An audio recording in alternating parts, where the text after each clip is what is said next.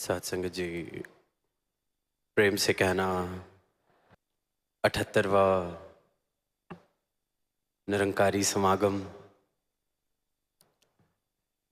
आप सब संत इस समागम की शोभा बने हैं और जो सबसे बड़ी कृपा कि सबको अपने सदगुरु के दर्शन हो रहे हैं, मुस्कुराहटें मिल रही हैं, दीदार हो रहे हैं। तो जो बार बार अभी जिक्र के 4-5 महीनों बाद सदगुरु माता जी इस रूप में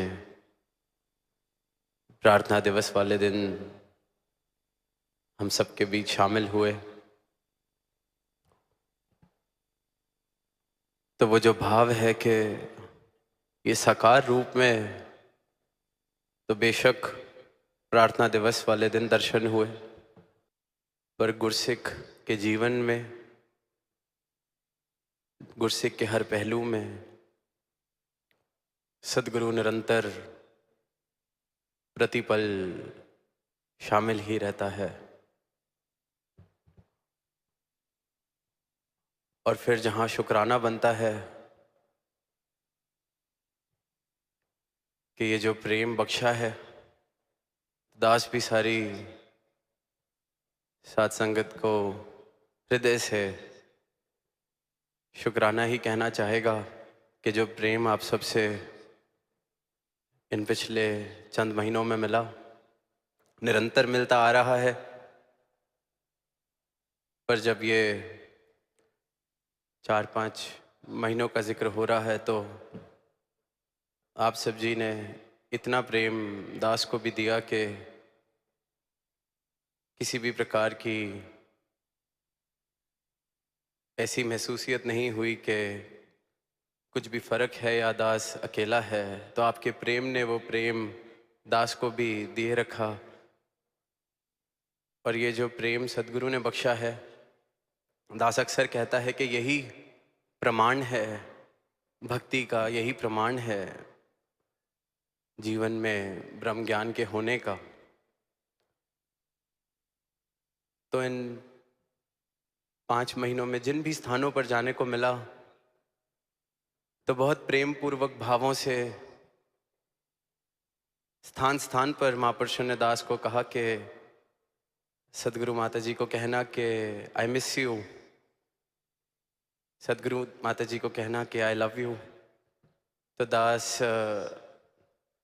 भाव तो सबके समझ पा रहा था कि सब अपना भाव पछाना चाह रहे हैं, पर दास के मन में है, दास तो रोज फोन करके कह देता है कि I miss you, I love you.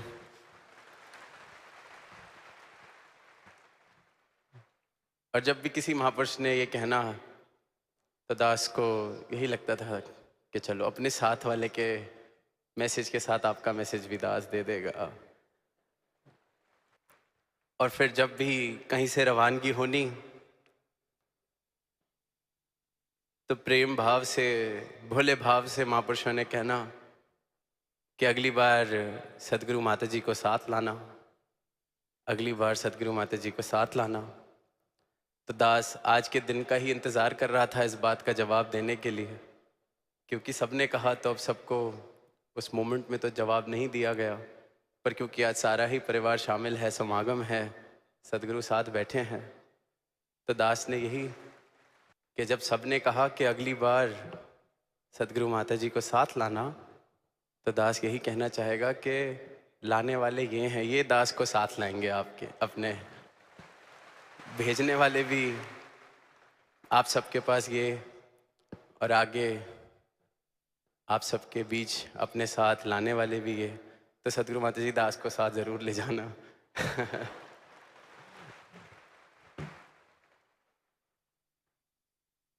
तो ये जो प्रेम है, ये जो मौके हैं, ये जो पल हैं,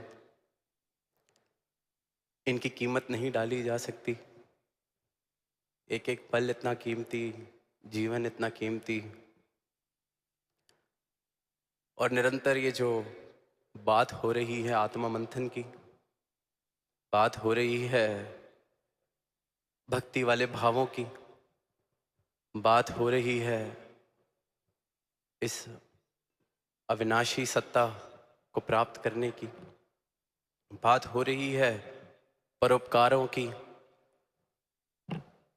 बात हो रही है नर सेवा नारायण पूजा वाले भावों की। तो संत युगों युगों से यही संदेश दे रहे हैं कि ये समा जो है बहुत कीमती है, एक एक पल बहुत कीमती है, और समय रहते जिसने इसकी कदर डाल ली, समय रहते इस धरा पर आने का मकसद पूरा कर लिया, तो वो जीवन मुबारक हो जाते हैं, वो जीवन फिर अमर हो जाते हैं, क्योंकि इस अमर अविनाशी से नाता जोड़ लेते हैं अपना समय रहते रहते। अक्सर बात की जाती है जब भी धर्म या धार्मिक भावनाओं की बात होती है कि कुछ किसी के हिसाब से धार्मिक होना, कोई विधियां करना है, किसी के मुताबिक धार्मिक होना किसी प्रकार के कपड़े पहनना है, किसी के मुताबिक धार्मिक होना कोई ग्रंथ वेद शास्त्र पढ़ना है, किसी के मुताबिक धर्म की परिभाषा ये, किसी के मुताबिक धर्म की परिभाषा वो। जैसे जैसे स्थान स्थान पर जाते हैं, संस्कृतियां देखते हैं, कल्चर्स देखते हैं, रिलीजन्स ऑफ द वर्ल्ड देखते हैं, सबके अपने अपने भाव हैं, और फिर सब कह ये देते हैं कि मंजिल तो एक ही है, जाना तो एक ही जगह है, हम ऐसे जा रहे हैं, आप ऐसे जा रहे हैं। पर आत्मा मंथन करने वाली बात यह है, जीवन के छोटे से छोटे पहलू में भी अगर देखें, जो सबका अपना अपना है, पर्सपेक्टिव जिसे कहा जाता है, ये मेरा पर्सपेक्टिव है, ये मेरा दृष्टिकोण है, ये मेरा हिसाब है, जो सबका अपना अपना है, मेल नहीं खाता, वो सत्य कैसे हो सकता है? सत्य तो सिर्फ और सिर्फ उसे कहा जा सकता है जो सबका एक जैसा है। ऐसी सत्ता, ऐसी बात जिसके लिए कहा गया है आद सच जुगाद सच, है भी सच नानक होसी भी सच। अनादिकाल से जो सत्य है, किसी के हिसाब किताब से उसमें फर्क नहीं पड़ता, मेरे हिसाब से क्या सत्य है, जिसे मैं ये बात की तरह सत्य घोषित करता हूं कि मेरे हिसाब से ये सच्चाई है, वो मेरा हिसाब हो सकता है, वो सत्य नहीं हो सकता, क्योंकि सत्य एक है। अक्सर पढ़ने को मिलता है, देखने को मिलता है कि दो लोग जब बात करते हैं और किसी तीसरे से पूछो कि सच क्या है, तो वो कहता है तीन सत्य हैं, एक इसका सत्य, एक उसका सत्य, और जो एक सच में बात हुई जो सत्य है। अब छोटे छोटे एग्जाम्पल्स लेके देखें। इस वक्त रात्रि है, हम सबके लिए भर रात्रि है, कोई ये नहीं कह सकता कि मेरे हिसाब से रात्रि है। सत्य है, इस वक्त का इस जगह पर ये सत्य है। अमेरिका में टाइम जोन्स की वजह से वहाँ का सत्य ये होगा कि वहाँ सूरज चढ़ चुका है। ये तो मायावी सत्यों की दास बात कर रहा है। तो जब सृष्टि में भी कुछ यूनिवर्सल ट्रूथ डाले गए हैं कि सूर्य उदय कहाँ से होता है, sun rises in the east, पूरब से उगता है, सत्य है, सबके लिए ही सत्य है। जब इस सृष्टि में भी इस परमात्मा ने ये झलक दी है कि जो मेरी बनाई हुई सृष्टि है उसमें प्यास सबकी पानी से ही बुझती है, ये सत्य है। कोई बात या हिसाब नहीं है कि मेरी प्यास पानी से बुझती है, आपकी प्यास किसी और चीज से बुझती है। मेरा जीवन ऑक्सीजन से चल रहा है, हवा में है। हम सबका ही जीवन हम सबके लिए सत्य है। ये संकेत दिए हैं इस परमात्मा ने कि मेरी बनाई हुई चीज सबके लिए सत्य है, एक जैसा है। तो फिर परमात्मा कैसे मेरा तेरा, मेरे हिसाब वाला तेरे हिसाब वाला हो गया? जब बनाई हुई रचनाएं, जिसे माया कहा गया है, इस प्रभु की बनाई हुई रचना कहा गया है, उसमें भी यूनिवर्सल ट्रूथ डाले हैं। कोई ये नहीं कि मेरा सूरज पश्चिम से उगता है, किसी का दक्षिण से उगता है। सबके लिए सूर्य का उदय पूरब से हो रहा है, ईस्ट से।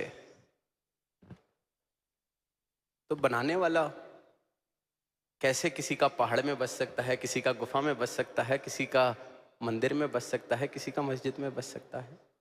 अलग कैसे हो गया? हिसाब कैसे बन गए?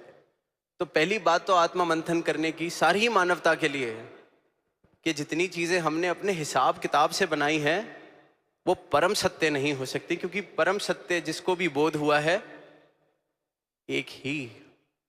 तभी जब कोई ग्रंथ खोलते हैं, वेद खोलते हैं, किसी भी युग में हो, किसी भी संस्कृति में हो, जहां सदगुरु ने जिस भी रूप में, जिस रूप में धरा पर आए हों, बात इस एक ही सत्य की है। भाषा कोई भी हो, समा कोई भी हो, युग कोई भी हो, universal truth. And realizing this universal truth is what is called as enlightenment. Realizing this God, one formless. तो आत्मा मंथन की शुरुआत अगर करें तो ये करें कि बेशक मैं पढ़ रहा हूं, लिख रहा हूं, देख रहा हूं, सीख रहा हूं, पर जितनी चीजें मेरे हिसाब से सच हैं वो मेरे सच हो सकते हैं, मेरे जीवन को चलाने के लिए वो सच्चाइयां हो सकती हैं। पर जो परम सत्य है वो हर एक जीव के लिए सत्य है। ये परमात्मा बराबर है, सब में बराबर बस रहा है, सबके लिए बराबर बस रहा है। एक एक मानव हकदार है इसकी प्राप्ति का। एक एक मानव ये संभावना रखता है कि इस प्रभु परमात्मा के दर्शन कर ले, इसको प्राप्त कर ले। और यही कारज, यही कृपा, यही अनुकंपा करने सदगुरु धरा पर आते हैं। निरंतर महापुरुषों के वचन हम सुन रहे हैं, प्रेरणा ले रहे हैं भक्ति के भावों की, दास भावना, भक्ति भावना कि सदगुरु के चरणों में आए, शीश झुकाया, ब्रह्म ज्ञान मिला, जीवन रोशन हो गया, मैं दास बन गया, गुरु का दास बन गया। दास ने पहले भी कुछ महीनों पहले बात कही कि शब्द ही कितना मीठा है गुरदास, कितनी मिठास है। शब्द बोलते हैं और कितनी मिठास गुरदास। जब नाम में इतनी मिठास, तो फिर गुरु के दास के जीवन में मिठास कितनी होनी चाहिए। अब मैं खुद को दास कह तो रहा हूं, सदगुरु का दास तो कह रहा हूं, पर जीवन क्या दर्शा रहा है, यह आत्मा मंथन करना, ये मेरी अपनी जिम्मेवारी है, ये मेरा अपना फर्ज है। आज सुबह सेवा दल रैली के दौरान सवाल पूछा एक स्किट के दौरान नौजवान ने कि मिला ही क्या है सेवा से। तो दास के मन में यही भाव आया कि सदगुरु शुक्र है आपका कि आपने इन सवालों को बाहर आने की इजाजत दी, प्रेरणा दी। क्योंकि जो हिचकिचाहट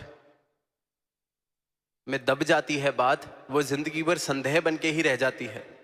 क्योंकि वो किसी डर के मारे, हिचकिचाहट के मारे पूछा नहीं, बस मान लिया, तो फिर पूरी उम्र वो कश्मकश चलती रहती है, वो खेल चलता रहता है। कभी मेरा संदेह ऊंचा हो जाता है, कभी मेरा विश्वास ऊंचा हो जाता है। पर स्थिरता नहीं आती। और आत्मा मंथन करना है तो ये सवाल तो पूछने होंगे। सवाल चाहे कठिन हो, चाहे कड़वे हो, पर पूछने तो होंगे, खुद से पूछने होंगे, प्रश्न करना होगा। पर जब भी प्रश्न करें तो उत्तर प्राप्त हो सके उतनी जगह बना के प्रश्न किया जाए। यही फर्क है प्रश्न करने में और जिज्ञासा पूर्वक प्रश्न करने में। जो व्यक्ति जिज्ञासा, जिसे जिज्ञासु कहा जाता है, जो ढूंढ रहा है कुछ भी जीवन में, कोई भी कला सीखना चाह रहा है, कोई भी बात, या फिर भक्ति के मार्ग पे बात करें, परमात्मा को चाह रहा है, भक्ति चाह रहा है, अगर वह जिज्ञासा पूर्वक मांगता है, जिज्ञासा पूर्वक पूछता है, तो इस बात का मतलब यह है कि वो मान रहा है जो मैं पूछ रहा हूं इसका उत्तर मेरे पास नहीं है। तभी जिज्ञासा है, तभी वो भावपूर्ण है। पहले अपनी अज्ञानता को एक्सेप्ट किया, स्वीकार किया कि ये जो सवाल मैं पूछ रहा हूं जिज्ञासा पूर्वक तभी हो सकता है जब मैं इस बात को मान लूं, एक्सेप्ट कर लूं कि जिस बात का जवाब ढूंढ रहा हूं वो मेरे पास नहीं है। बहुत कठिन हो जाता है जीवन में। देखिए, छोटी सी बात किसी को पूछनी बड़ी मुश्किल लगती है, क्योंकि ऐसे लगता है कि कैसा लगेगा कि मुझे इतनी सीधी सी बात नहीं आती, कैसे पूछूं। गूगल कर लेंगे, ज्यादा आसान है, निरंतर करते हैं। सर तो हिला दिया, जब सामने से वो व्यक्ति गया तो Google, chat GPT, everything is here for our rescue now. पर जिस पल में मैंने इस बात को स्वीकार किया कि इस बात का जवाब मेरे पास नहीं है, फिर पूछा, तो वो प्रश्न जिज्ञासा भरा प्रश्न हो जाता है, वो बात जिज्ञासा बन जाती है। और प्रश्न सिर्फ इसलिए पूछा कि सामने वाले को बताना है कि हमारे पास सारे ही जवाब हैं, फिर तो दुनियादारी में भी सारे प्रश्न पूछे जा रहे हैं। तो ये आत्ममंथन करना है। संतों की शरण में मैं जाता हूँ, संगत में मैं जाता हूँ, सदगुरु के पास मैं आता हूँ, यहाँ समागम में मैं आया हूँ, संगत में मैं जाता हूँ, तो क्या खाली होके जा रहा हूँ? खाली होऊंगा तो अवश्य भरूंगा। ये भी संकेत परमात्मा ने अपनी सृष्टि में बखूबी दिया हुआ है। किसी नदी में जाते हैं, एक मटका पानी, खाली मटका पानी भरने के लिए उस नदी में डालें, जैसे ही मटका जाता है पानी उस तरफ नीचे हो जाता है, खाली स्थान बनता है, और पूरी नदी उस खाली स्थान को भरने के लिए एक क्षण में आ जाती है, इसलिए हमारा मटका भरा जाता है। दस्तूर है। परमात्मा ने हर जगह संकेत दिया है, खाली होगा तुरंत मैं भरता हूं, खाली होने को तो तैयार हो। नदी के अंदर, दुनिया के कोने कोने में, ये जो यूनिवर्सल ट्रूथ परमात्मा ने संकेत की तरह दिए हुए हैं, खाली तो हो, भरने के लिए तो मैं हर जगह हूं। एयर प्रेशर, वहां भी यही नियम। तो भाव ये है कि खाली होके प्रश्न पूछे जा रहे हैं, तो जिज्ञासा मान लिया कि नहीं आता, ये आत्ममंथन करना है। तो जीवन में, अध्यात्म में भी और जीवन के हर पहलू में कुछ तभी सीख सकते हैं। ऐसा ही एक सवाल दास से किसी टूर पे एक बच्ची ने आके पूछा, कहती, दासी का एक सवाल है, संगत में सुनते हैं कि निंदा नहीं करनी, पर अगर दिल हल्का करने के लिए किसी से बात करनी हो तो क्या कर सकते हैं? कोई चीज भारी लग रही है, किसी ने कुछ ऐसा किया है जिससे मेरे दिल को ठेस पहुंची है, मैं बहुत ज्यादा सोच रहा हूं उसके बारे में, अब दिल हल्का करने के लिए बात करूंगी तो जिक्र होगा, तो क्या वो निंदा हो जाएगी? आत्मा मंथन का विषय दिया तो दास ने सहज में यही कहा, अगर तो दिल हल्का करने के लिए बात करनी है, बेशक करें, जरूरी है। सुनते हैं कि how important it is to express ourselves. तो दास ने ये कहा कि दिल हल्का करने के लिए कोई एक मित्र या कोई एक ही परिवार का जन हो सकता है। आपका ब्रदर, आपकी सिस्टर, आपके फादर, आपके मदर या बेस्ट फ्रेंड, बॉयफ्रेंड, हुएवर। तो दिल हल्का तो एक ही बारी होगा। दिल हल्का करने के बाद फिर तो आगे बढ़ सकते हैं। या दिल हल्का करने के लिए भी अगर मैं 100 लोगों के पास जा रहा हूं, दिल हल्का यहाँ भी थोड़ा सा, दिल हल्का वहां भी थोड़ा सा, तो वो निंदा का रूप बन जाता है। अगर भाव दिल हल्का करने का है, करना है, इंसान है, पर भाव किसी को नीचा दिखाने का है कि इसकी बात मैंने इसलिए की है ताकि मैं ये दिखा सकूं कि मैं इससे बेहतर हूं, जगह जगह जाके दिल हल्का करने का लेबल लगा के अगर इस प्रकार का व्यवहार कर रहा हूं, तो वो निंदा है। ये भाव समझने वाला है, ये भाव देखने वाला है। अभी महापुरुष जिक्र कर रहे थे कि एक समागम 2-3 बारी करने को अवसर मिला, तो वो समागम मुक्ति पर्व का जो इस वर्ष 3 स्थानों पर दास को करने का अवसर मिला, तो वहीं दूर देशों में एक भाव दास ने रखा, सारा परिवार बैठा है और एक मिसाल मुक्ति पर्व पर हम वर्षों वर्षों से सुन रहे हैं। एक मिसाल प्रधान लाभ सिंह जी की, कि एक बार प्रधान लाभ सिंह जी शहंशाह बाबा अवतार सिंह जी के साथ उनकी गाड़ी में सफ़र कर रहे थे, संगत जा रहे थे या जहाँ भी जा रहे थे। शहंशाह जी पीछे बैठे हैं, प्रधान लाभ सिंह जी को आगे वाली सीट पे बिठा रखा है और गाड़ी चलते हुए स्थान जहाँ जा रहे थे, गाड़ी रोकी, सड़क पे कोई और महापुरुष दिखा और प्रधान लाभ सिंह जी को कहा कि अब रास्ता ज़्यादा दूर नहीं है, आप पैदल चले जाइए, इस महापुरुष को गाड़ी में अपनी जगह बिठा दीजिए। प्रधान लाभ सिंह जी ने कहा, सतवचन महाराज। उतर गए और वो महात्मा जिसे शहंशाह जी ने अपने साथ बिठाना था, उनको बिठाया और गाड़ी आगे चली गई। तो जो मिसाल सुनते हैं कि प्रधान लाभ सिंह जी को सड़क पे चलता देख पीछे से एक महापुरुष आया, एक संत आया और उसने कहा, आप मिशन के प्रधान, संत निरंकारी मंडल के प्रधान, आपको गाड़ी से उतार दिया, आप पैदल चल रहे हैं और वो आम सा सेवादार उसे साथ बैठा लिया गाड़ी में। क्या प्रधान का चलना शोभा देता है? अब जो सीखने वाली बात जो हर साल मुक्ति पर्व पर कोई ना कोई जिसका जिक्र करता है, वो ये कि प्रधान लाभ सिंह जी ने जवाब दिया कि तू खुद तो डूबेगा और मुझे भी डुबाएगा। तेरे ये जो भाव हैं, तू खुद तो डूबेगा और मुझे भी डुबाएगा। वो सदगुरु हैं, वो जो कर रहे हैं हमारे लिए भला है। मिसाल हम सुन रहे हैं, सुना रहे हैं। अब आत्म मंथन करने का विषय क्या है? मैं किस श्रेणी में हूं? प्रधान लाभ सिंह जी वाली, या वो जो महापुरुष जो इंतजार कर रहा था कि ये गाड़ी से उतरे और मैं उनके मन में ये भाव डालूं, आपको उतार दिया? मेरी श्रेणी क्या है?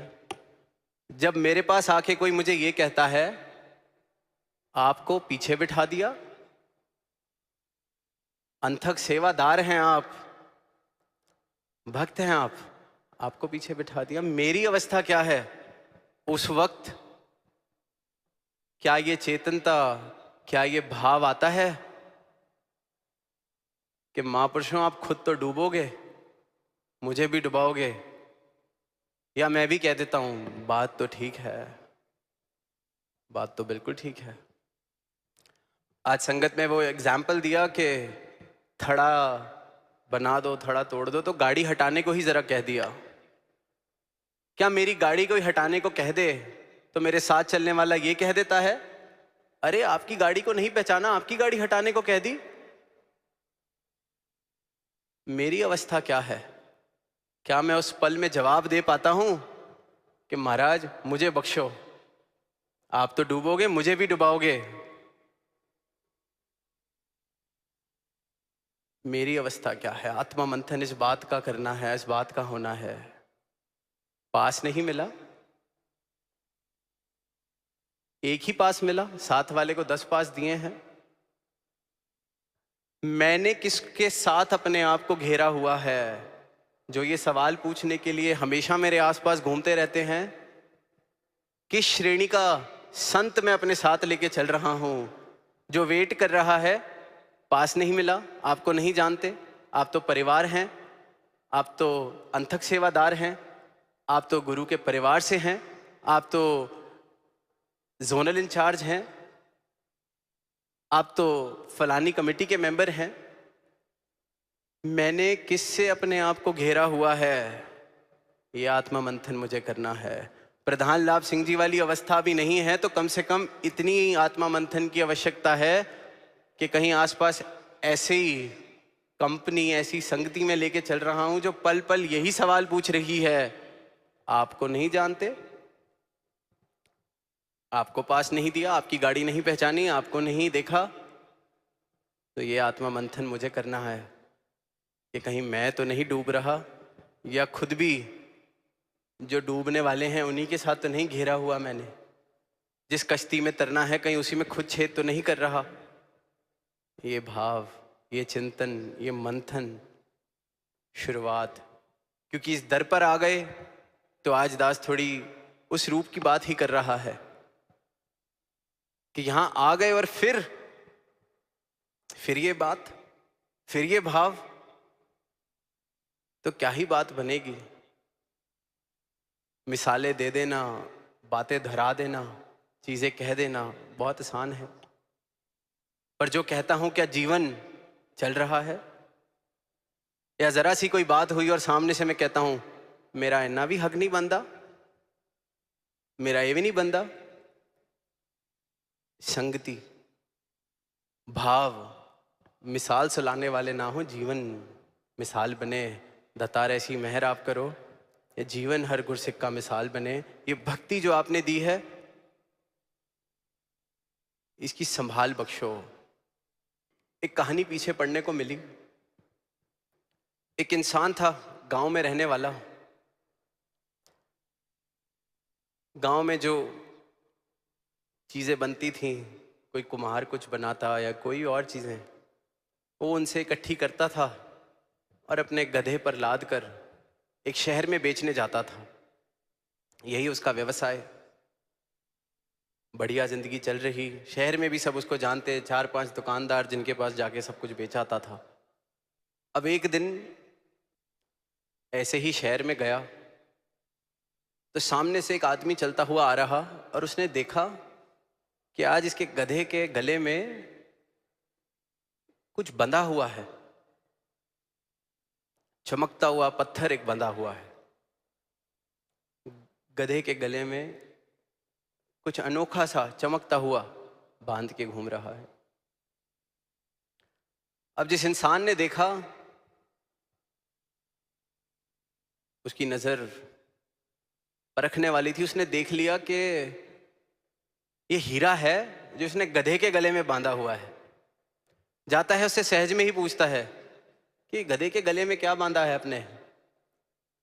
कहता है पता नहीं, आज शहर की तरफ आ रहा था, रास्ते में कुछ पड़ा हुआ दिखा, चमक रहा था, पसंद आ गया तो मैंने इसके गले में बांध दिया। कहता अच्छा, चल ये मुझे दे दे,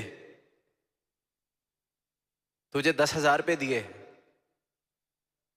ये मुझे दे दे। अब वो गधे का मालिक जो था उम्मीद तो नहीं कर रहा, उसे लगा पत्थर 10,000 रुपये मिल रहे हैं, पर कहता नहीं, 20,000 दोगे तो मैं ये देता हूं। उस सामने से कहता है नहीं 10,000 पत्थर दे दे। वो कहते नहीं 20,000 में ही दूंगा, और आगे चला जाता है। अब जो हीरा पहचानने वाला था वो जानता था कि कीमत लाखों की है, शायद करोड़ों की कीमत है। सोच रहा है मन में कि किस मूर्ख को ये पत्थर मिल गया है, गधे के गले में बांध के घूम रहा है। थोड़ी देर में जाता है कि चलो 20,000 दिए, बात खत्म करते हैं। पहुंचता है उसके पास और देखता है गधे के गले में वो पत्थर नहीं है। पूछता है उससे, अरे वो पत्थर कहाँ गया? ले 20,000 देता हूं। गधे का मालिक कहता है वो तो मैंने बेच दिया पिछली दुकान पर, पूरे 50,000 में बेचा है। अब वो जो हीरे को परखने वाला था कहता, गधे, मूर्ख, लाखों करोड़ों की चीज तूने 50,000 में बेच दी, अकल नहीं है तुझे? गधे का मालिक कहता है कि साहब, होऊंगा मैं गधा, होऊंगा मैं मूर्ख, पर फिर उस हिसाब से आप क्या होए जो 10,000 के पीछे करोड़ों की चीज छोड़ दी? मुझे तो नहीं पता था कि वो करोड़ों का है। आपने जानते हुए 10,000 के पीछे करोड़ों रुपए की चीज छोड़ दी, लाखों की चीज छोड़ दी। तो अगर मैं गधा हूं, आप क्या हैं? जिसके पास तो कीमत नहीं है उसकी तो फिर माफी है, अनजान है। हमारा क्या होगा अगर सब कुछ जानते हुए किसी बात के लिए ये हीरे वाला सौदा छोड़ दिया? कहीं ये नहीं मिला, कहीं ये नहीं पूछा, कहीं किसी ने जरा सा कुछ कह दिया, उसने 10,000 के पीछे करोड़ों का हीरा छोड़ा, मैंने छोटी सी बात के लिए ये अनमोल रतन, राम रतन धन छोड़ दिया, सदगुरु का दर छोड़ दिया। मंथन ये करना है। प्रधान लाभ सिंह जी की, भक्तों की, गुरसिखों की मिसाल मैं दे रहा हूं, पर अपना आनंद किसी ने गाड़ी रोक दी या नहीं पहचानी, अपना आनंद इसलिए छोड़ दिया, अमृत इसलिए छोड़ दिया, उसमें विष इसलिए घोल दिया, जबकि जानता हूं, बचपन से सुन रहा हूं। तो हमें क्या कहा जाएगा? आत्मा मंथन इस बात का करना है। जिसके पास तो पहचान नहीं, उसे तो कुछ नहीं कहा जा सकता। मुझे किसी ने वहां बिठा दिया, यहाँ बिठा दिया, ये कर दिया, वो कर दिया, 2 की जगह 4 पास दे दिए, 4 की जगह 1 पास दे दिया, 1 भी नहीं दिया। कौड़ियों के बदले राम रतन धन, सदगुरु के चरण, इनसे मैं दूर। तो अगर वो गधे वाला मालिक गधा है, मूर्ख है, तो हम सबको क्या कहा जाएगा? आत्मा मंथन इस बात का करना है। तो क्योंकि समय हो रहा है और इस बार क्योंकि एक दिन बड़ा है, तो दास को भी कल एक अवसर दोबारा मिलेगा, तो बाकी भाव दास अपने कल रख देगा। पर तब तक के लिए ये आत्मा मंथन करें कि इस आनंद के समुद्र में आए हुए हैं, समागम चल रहा है। यहां भी अगर मैं आनंद नहीं ले पा रहा, यहां भी मैं खुश नहीं रह पा रहा, यहां भी कमियां देख रहा हूं, तो अगर उस गधे वाले को गधा कहा जाएगा, तो हमें क्या कहा जाएगा? प्रेम से कहना, धन्यवाद।